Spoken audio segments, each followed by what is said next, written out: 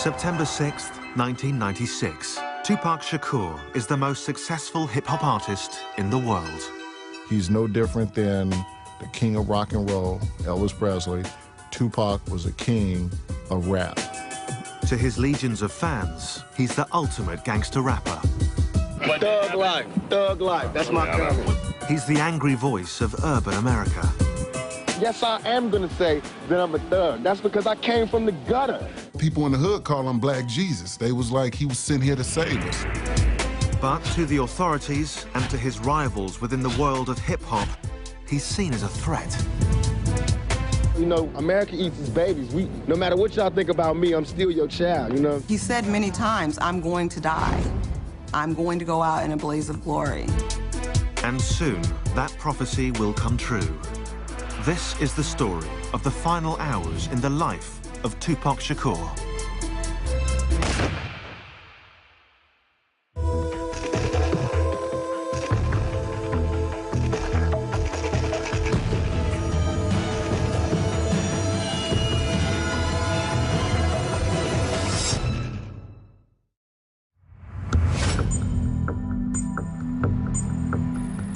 Los Angeles, California, September 6, 1996.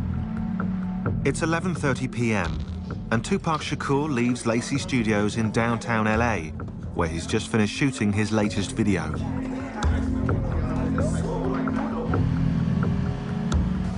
After scoring 6 top 10 singles in the last 6 years, Tupac is riding a wave of success that other artists can only envy.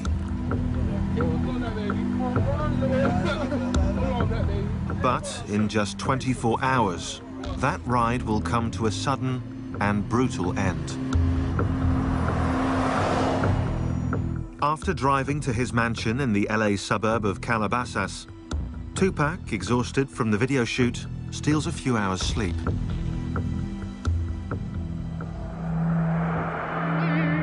In the morning, his cousin, Jamal Al-Hussein, reminds him that they have to leave on a trip to Las Vegas. Because our birthdays is in the same month, he wanted me to celebrate our birthdays together in Vegas.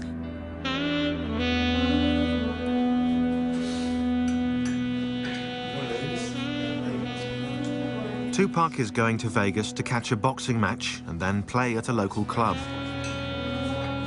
With him is his live-in girlfriend, Kidada Jones, daughter of legendary record producer Quincy Jones.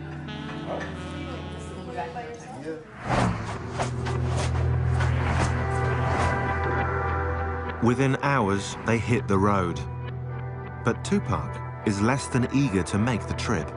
Pac didn't want to go, you know what I'm saying? It was obvious there was some other family issues that he wanted to deal with back in Atlanta, and he wasn't really keen on the whole Vegas trip, you know what I mean? But at the urging of his manager, Tupac goes along with the plan. It will be the last trip he ever takes.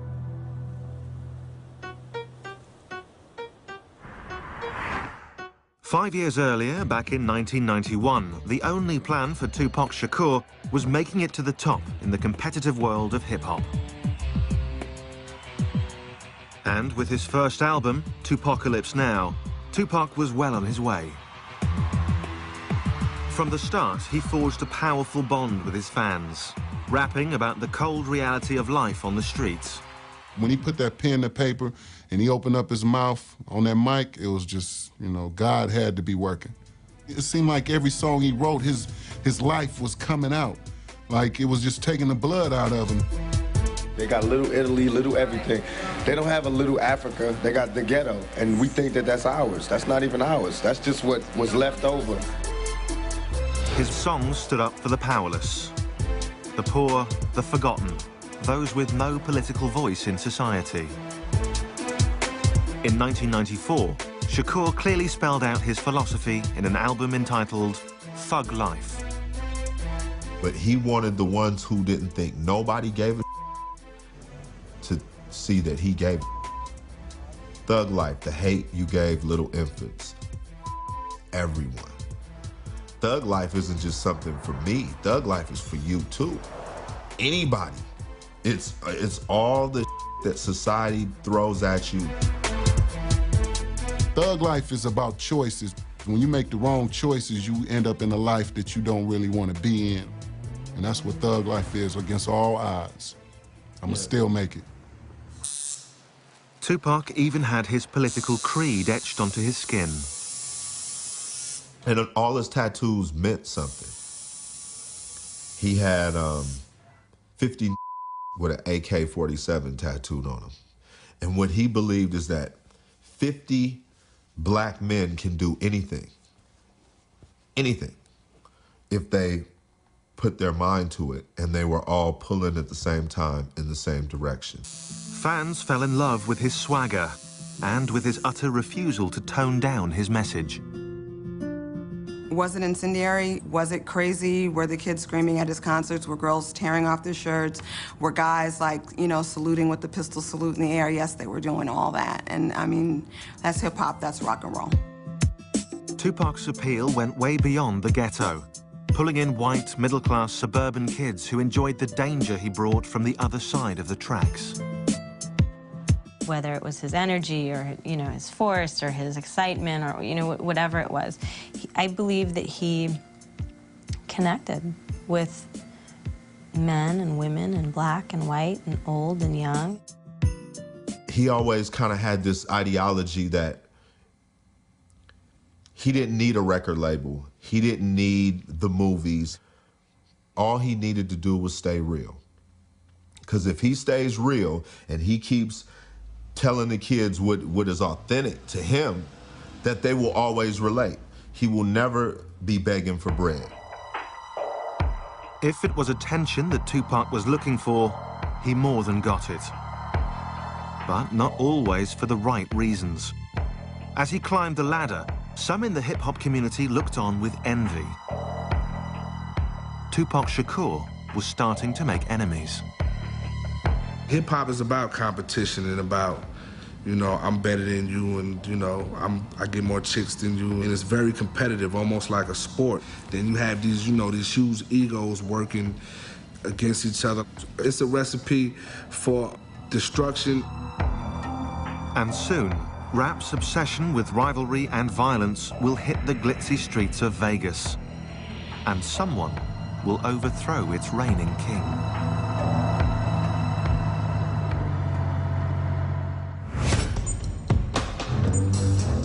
September 7th, 1996, 3 p.m. Tupac Shakur has arrived in Las Vegas, Nevada, where he's scheduled to watch a boxing match and perform at a local club. It's a performance he will never get a chance to give. In less than 9 hours, he'll be gunned down in cold blood. After leaving his girlfriend and cousin behind at the hotel, Tupac kills time before the boxing match by hitting the casino tables. At his side is his trusted bodyguard, Frank Alexander. We get over to the MGM, and he's gambling again on the crap table, and he's winning. He's winning big. He's doing really well. Yeah, I remember when we got to Vegas, I think Pac had about 10 grand in his pocket, and it was burning a hole in his pocket. He was trying to get rid of it as fast as he could.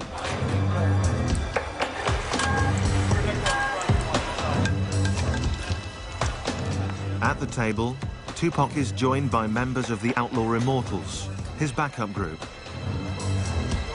They were his singers and his friends that were on a lot of the songs that you know, he was doing at that time. As usual, everywhere Tupac goes, a crowd follows, especially women. Tupac and women. The women were a dime a dozen. They were there, the groupies, from the movie sets, from the video sets, from the studio, from Italy, wherever. In the casino, as in life, Tupac plays for high stakes. Riding high in the charts, he can afford to gamble.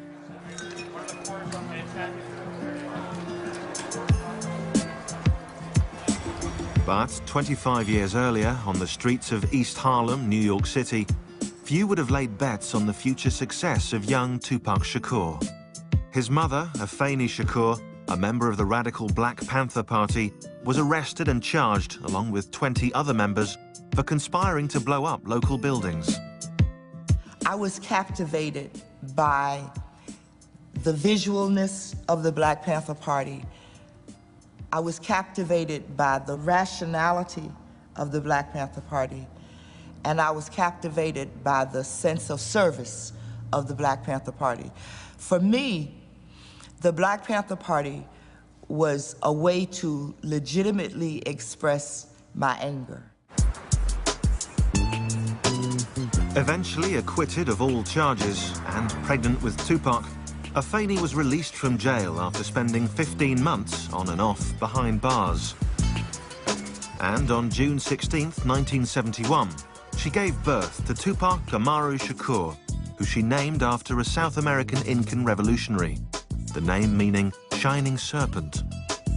So Shining Serpent is a brilliant spirit. I actually believed in 1971 that giving a child a name empowers him. But what did not help empower young Tupac was the absence of his father, also a Black Panther, who was rarely around. What he didn't have was that masculine figure in his life for a sustained period of time that would, you could go play ball with. Adding to that instability was crippling poverty, at times rendering Tupac and his mother homeless. But in 1986, despite those hardships, Afeni moved to Baltimore and managed to enroll her son in a unique public high school, the Baltimore School for the Arts. That was a really good experience for Tupac because the other students at the school were all artists. And the environment for artists is different. It's a lot freer. It's a lot less restrictive. In particular, he fell in love with acting and with rap music. I think Tupac always believed he could have it all. He could be an incredible and talented MC. He could be an incredible and talented actor. I think he saw no sort of boundaries or limits for, his potential. But in contrast to school, his life at home was stark. I had gotten hit by a man that I was having a relationship with. And that had a very bad reaction on my son because I wouldn't allow my son to beat the man up. And that was a real breach for Tupac internally.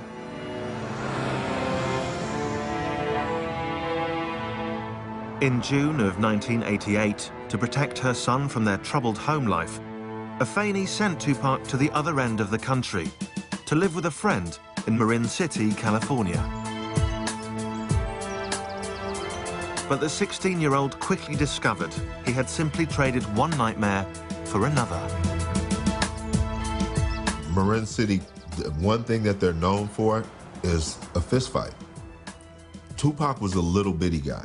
Even him, fully bulked up, is still a little bitty guy, which makes it even more incredible the kind of the guts that this dude has, because he fears no man, woman, child, animal, none of that, because they can only kill you one time.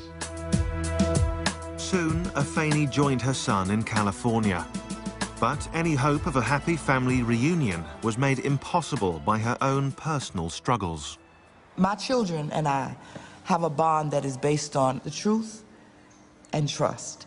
And the bond was broken with a lie.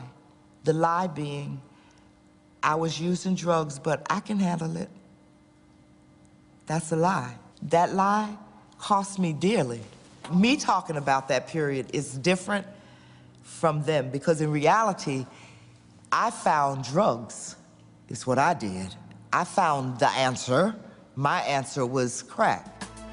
But despite his contempt for his mother's addiction, Tupac too drifted into the world of narcotics.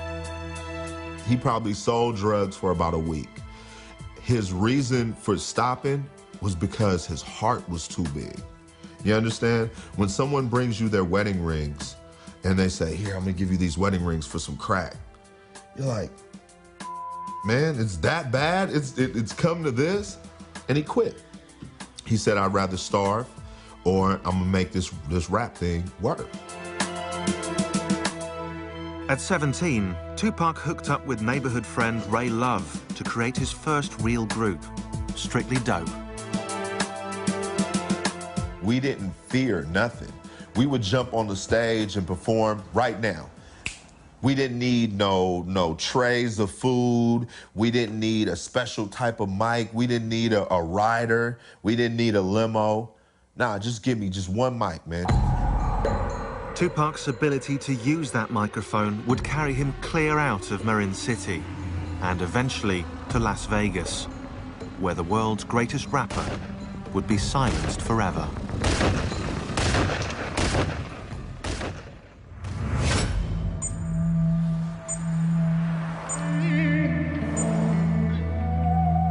September 7th, 1996, 6:15 p.m. Since arriving in Las Vegas almost 4 hours ago, Tupac Shakur and his entourage have been taking it easy, gambling at the casino and enjoying a few drinks. But in just 5 hours, Tupac Shakur will be gunned down by a cold-blooded killer.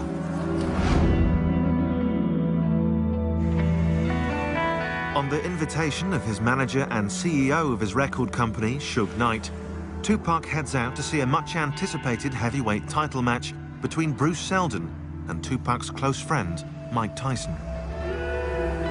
Mike and Pac definitely had a friendship, a special kind of relationship with each other.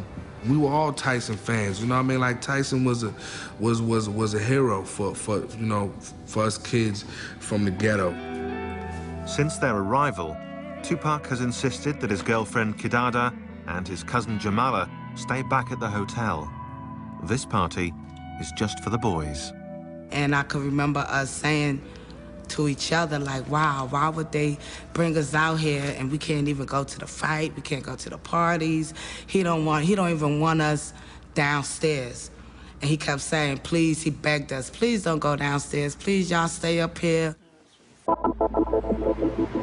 With his girlfriend and cousin safe and sound in their hotel room, Tupac and his bodyguard Frank Alexander head out to the MGM Grand, where the Tyson fight is about to get underway. But for Tupac, getting inside isn't so easy. There were a ton of people. There were a ton of people in line waiting to get into the fight. As we're walking by, you know, hey, that's Tupac. You know, you hear the whispering, oh, that's Pac. You get the groupies and you get the fans, you know, screaming Tupac.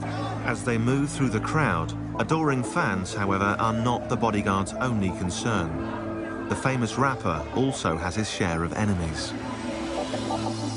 His recent song, Hit 'Em Up, a scathing attack on fellow rapper Biggie Smalls, has stirred up anger within the hip-hop community. For Frank Alexander, it's a real concern. And I told Pac, I go, Pac, man, what's up with that song? He was like, oh man, you heard that, man? He goes, that was off the hook, huh? He goes, they playing it everywhere. He goes, man, it's all in the clubs, man, it's gonna be bad, it's gonna hot, blah, blah, blah. And I was like, Pac, dude, you're gonna need more security. I go, I'm not gonna be able to just handle you by yourself. Alexander calls on MGM guards for additional backup. For Tupac, the man who's built a career on confrontation, the constant threat of violence is just par for the course.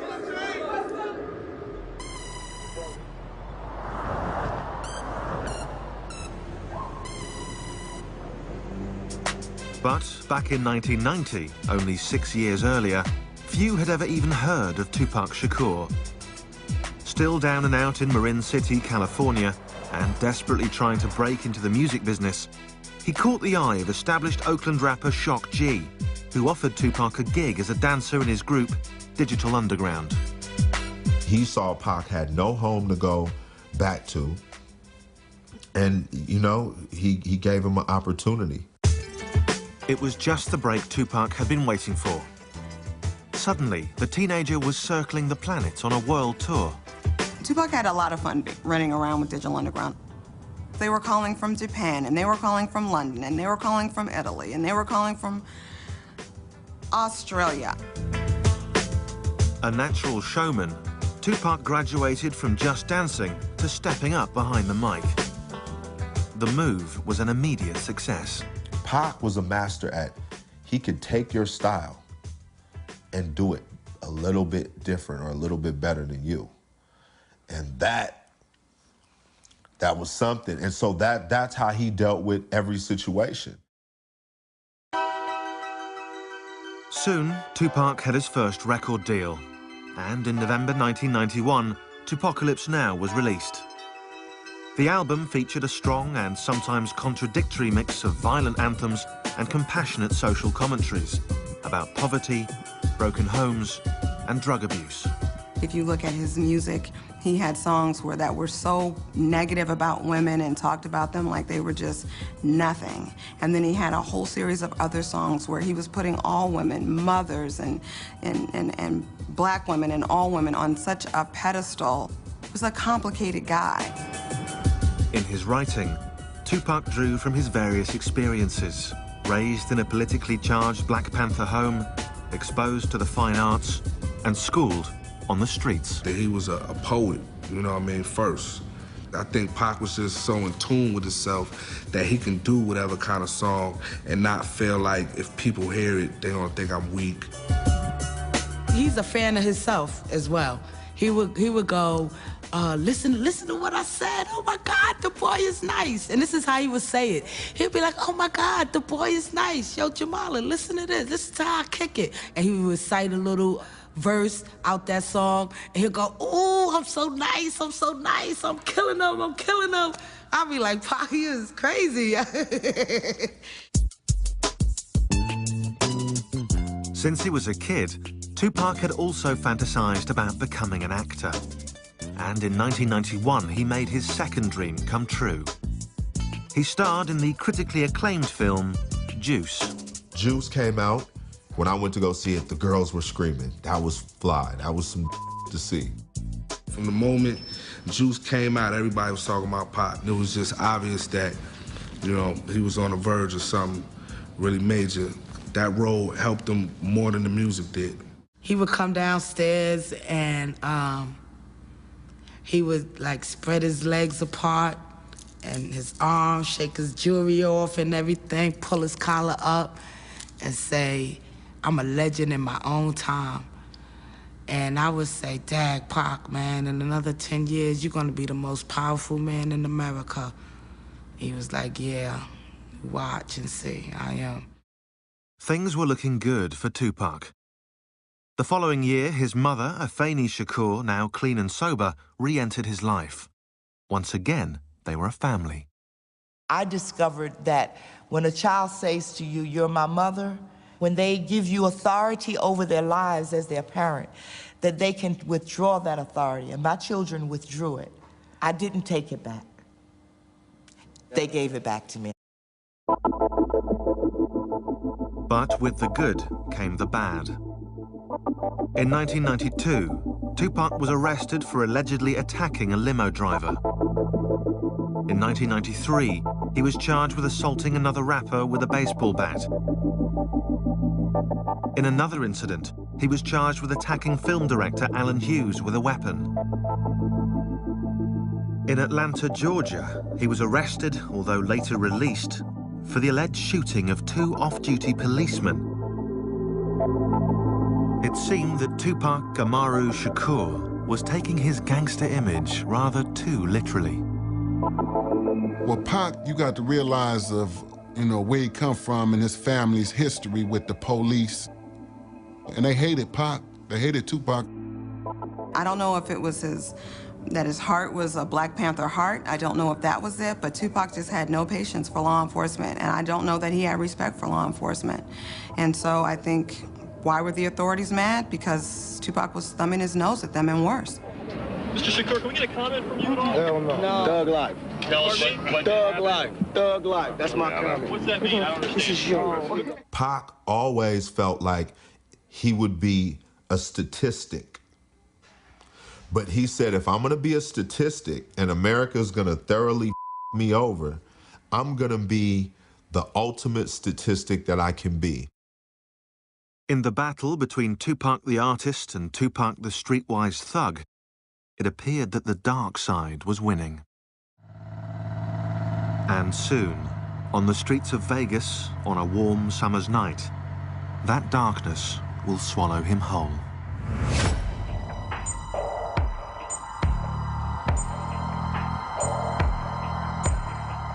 September 7th, 1996, 8:35 p.m. Tupac Shakur has just finished watching a boxing match at the MGM Grand, where his close friend Mike Tyson pulverized his opponent Bruce Seldon in less than 2 minutes. Backstage, Tupac is accompanied by Suge Knight, his manager and the owner of his record company, Death Row. With them is Tupac's security guard, Frank Alexander, and various Death Row Records associates. It's clear to everyone that Tupac Shakur is still revved up from the fight.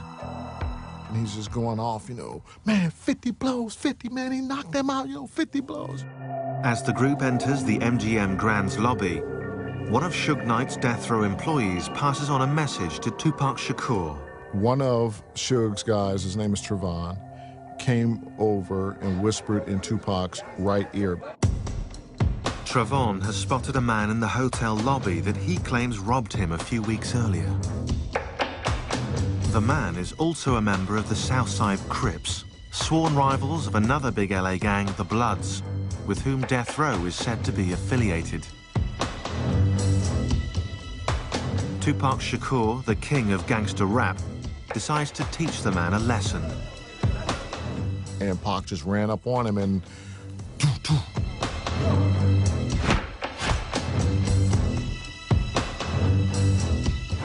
Fired up by the boxing match, the Death Row entourage, including its CEO, Suge Knight, joined Tupac in the feeding frenzy.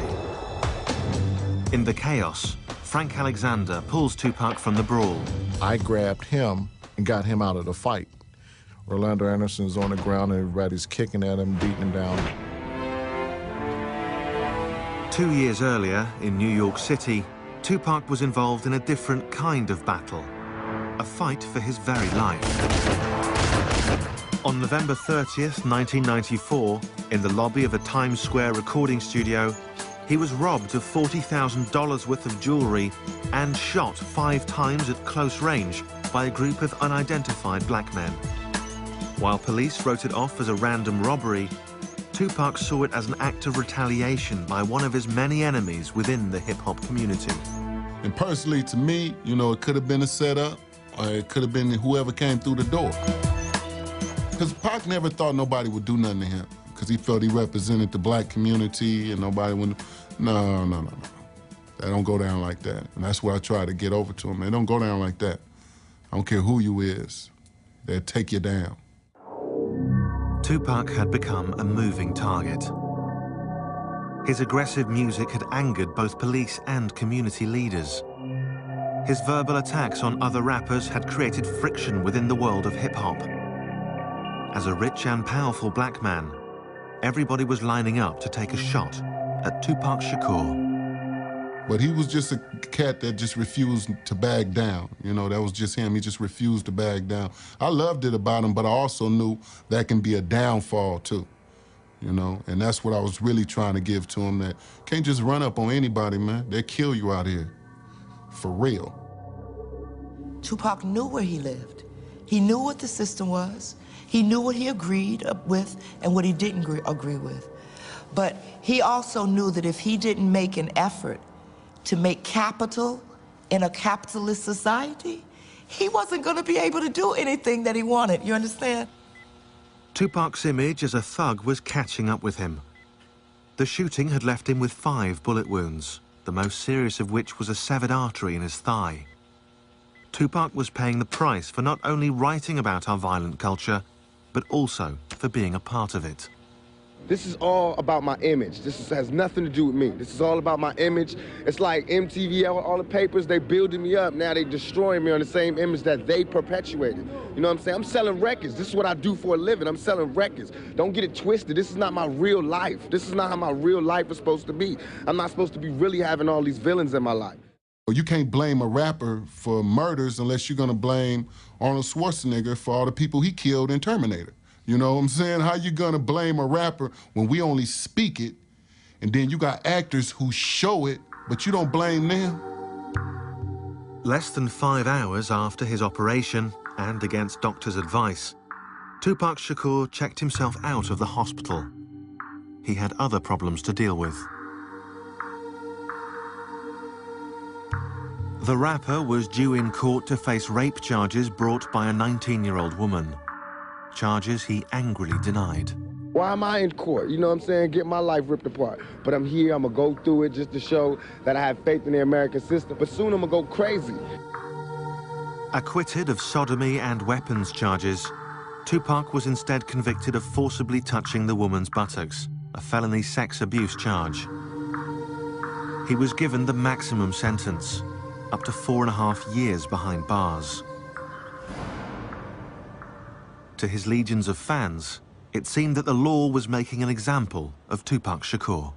Pac was the one that had the biggest mouth and would say it the loudest and say it to anybody, you know what I'm saying? There was times where he said it even to his mother.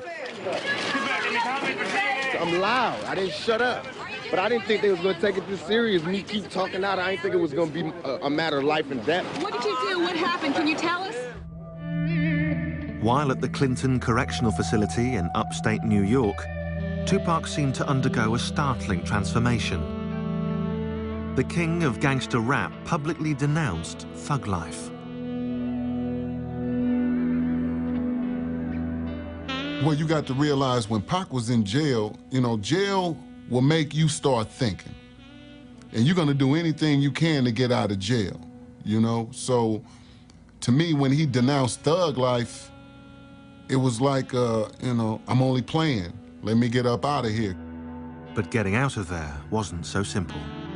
Obviously, Pac was in a dire position, being incarcerated and, you know, his money being dwindled down because of all the cases and, you know what I mean, fighting his bogus lawsuits and all of that. In exchange for signing with Death Row and taking him on as his manager, Suge Knight promised to get Tupac out on bail. And soon enough, the all-powerful godfather of hip-hop made it happen. I never saw the contract. I just remember the phone call. You know what I'm saying? Calling us saying, you know, I'm on Death Row now. You know, I just signed with Death Row. They tried to control Tupac. Even when they sent him to Death Row, they thought Suge was gonna be able to control him. But you know, that was just like putting a flame with some dynamite. That's gonna blow.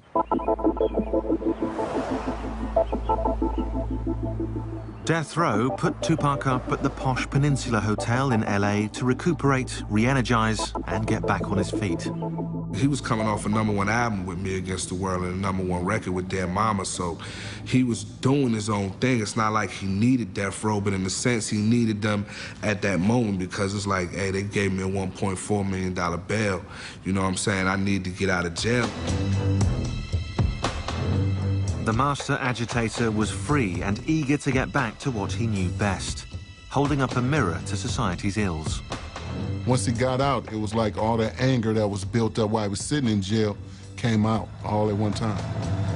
But soon, in a hail of bullets, that mirror will be forever shattered.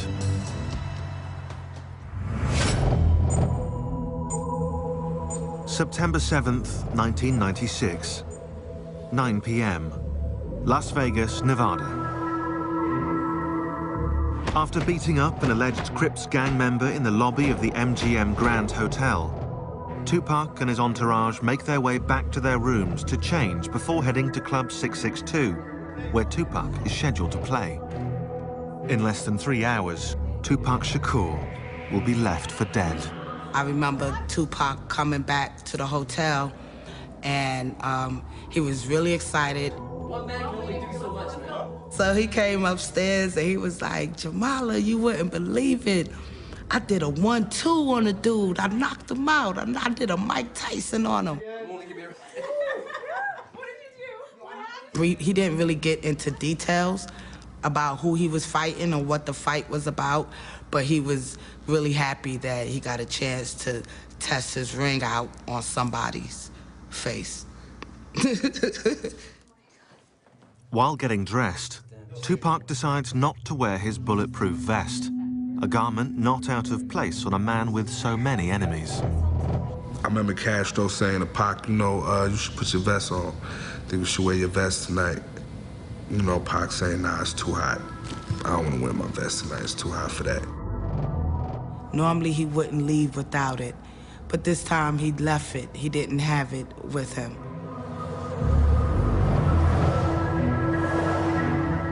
After the short pit stop, Tupac and the others wind their way across the strip to a mansion belonging to Suge Knight, Tupac's manager and the owner of Death Row Records.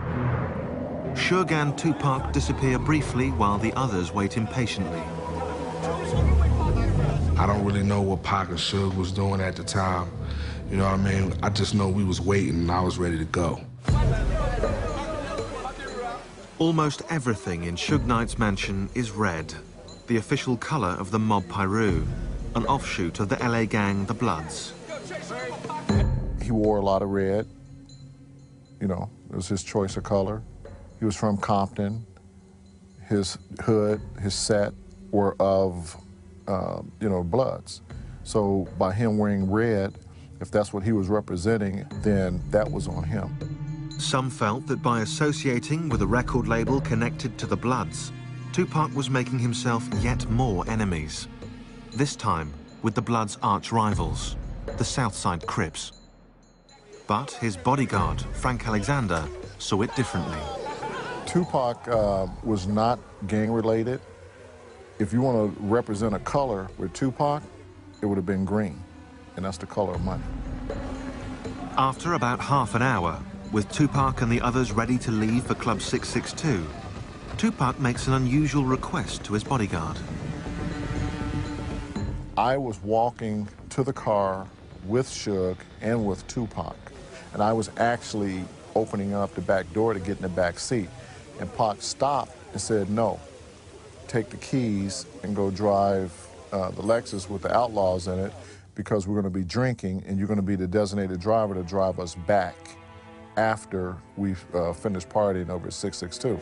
Tupac's last-minute arrangement comes at the urging of Suge Knight, who wants to talk privately with his star rapper. The procession snakes its way back to the Vegas Strip for the concert at Club 662, a concert he will never get to play. Less than a year earlier, Tupac had seemed invincible. He'd survived a point-blank shooting in New York, he'd survived jail time in a maximum security prison, and he'd emerged more popular than ever. His first album with Death Row, All Eyes on Me, took him to the top. Within 3 weeks, the album went platinum. Yet, despite this success, Tupac decided that when the time came, he would not renew his contract with Death Row Records. Tupac was ready to leave the record label, and there was a reason for it. So, you know, that reason only his mom and the immediate people within his camp would know what that reason was. Privately, Tupac believed that Death Row was not giving him a fair cut of the money he was bringing in. But Death Row was not Tupac's only problem. He was also fighting with an old rival, New York-based rapper Biggie Smalls, who he'd attacked repeatedly in his songs. Their feud fueled rumors of a war between East Coast and West Coast rappers. Well, the East Coast, West Coast beef was like a mirage. It wasn't true, you know, because all Pac is from the East Coast, all the Outlaws from the East Coast, you know? It was just a beef that he had with Biggie. Tupac had spent the last 6 years fighting with the cops, the courts, other rappers, and now violent gangs. It was getting increasingly hard to tell his friends from his enemies.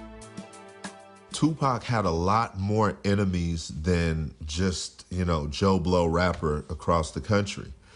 He comes from a family of people that don't just talk, they act. And they're educated. Pac's big mistake was speaking truth to power. And that's one thing when you're talking about a faceless government or the president. It's a whole nother thing when you're talking about people within the industry that you work or people within the streets. He didn't just speak truth to power when it came to the cops.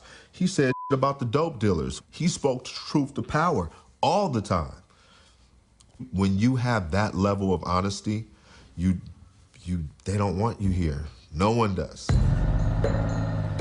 And now, as Tupac rides to Club 662 with Suge Knight, he has no idea that one of those enemies is about to strike back.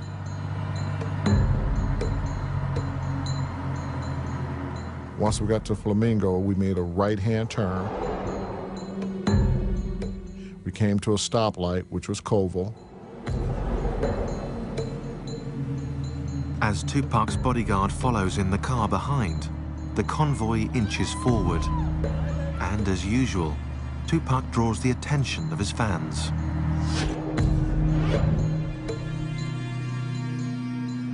Then, suddenly, out of nowhere, a white Cadillac.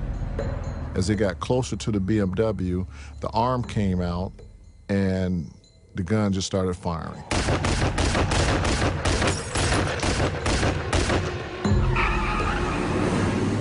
Suge's car is hit with a spray of bullets.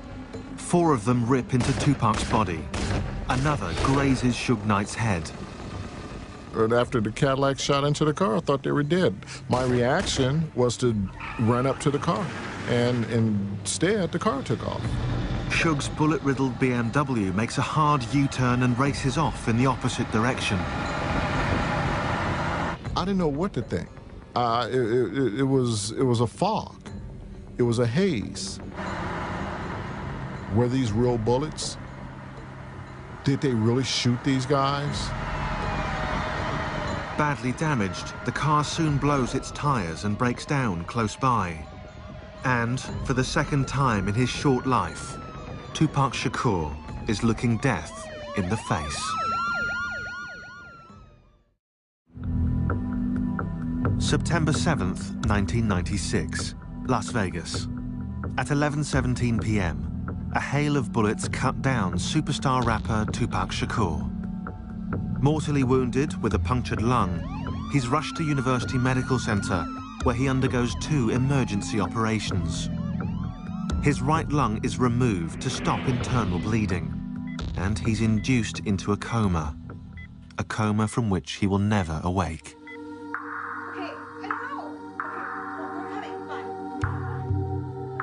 He was cussing and crying and mad. And what was going through my mind was that we just went through this in New York. I saw Jamala, and who had had quite a night. And, you know, it started. People started arriving, and what I remember is that there was never a time where somebody wasn't there with him. When I went in, he was, you know, in a medically induced coma, and I never thought he was gonna die. Never. Not one time did I think he was actually gonna die.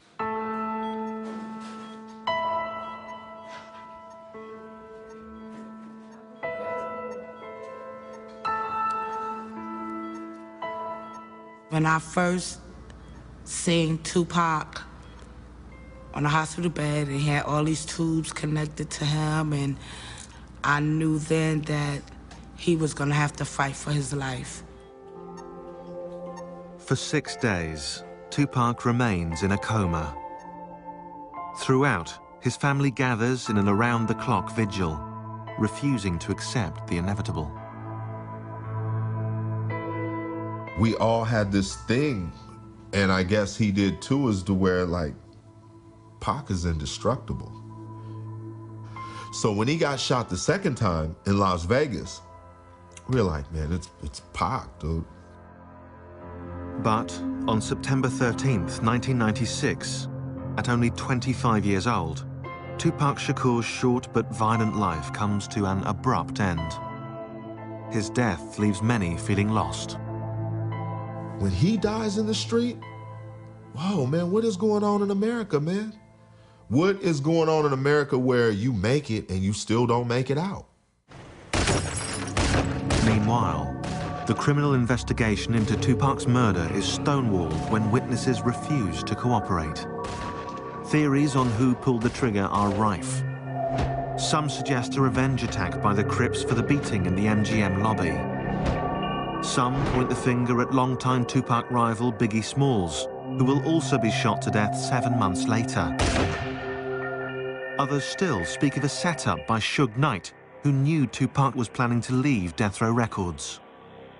Whatever the truth, on the streets of LA, retaliation for Tupac's death comes fast and furious. Over a 10-day period, 12 shootings erupt between rival gangs. 3 are killed, 22 are arrested. In death, Tupac becomes even more popular. He goes on to sell over 75 million albums worldwide and enters the Guinness Book of World Records as the highest-selling rap artist of all time. They lost a great man. They lost an activist, a poet, a rapper, a brother, a friend. He was one of the great ones. Yeah, he was. He's not a perfect person. He's not a perfect rap star. He's not a perfect pop star. I think people liked him all the more for that. That sense of humor, man. Dude was funny. It's not all, you know, not all what you see, you know, the toughness and the bravado and all of that. We did more laughing than we did any of that tough gangster. His mother, Afeni, takes the family reins. In 1997, the Tupac Amaru Shakur Foundation is created to provide training and support for creative students. That same year, the University of California, Berkeley, offers a course entitled The Poetry and History of Tupac Shakur. I speak to him all the time because it matters to me what he thinks about what we're doing. It matters to me. So I believe that he hears me. To this day, Tupac Shakur's killer has never been found.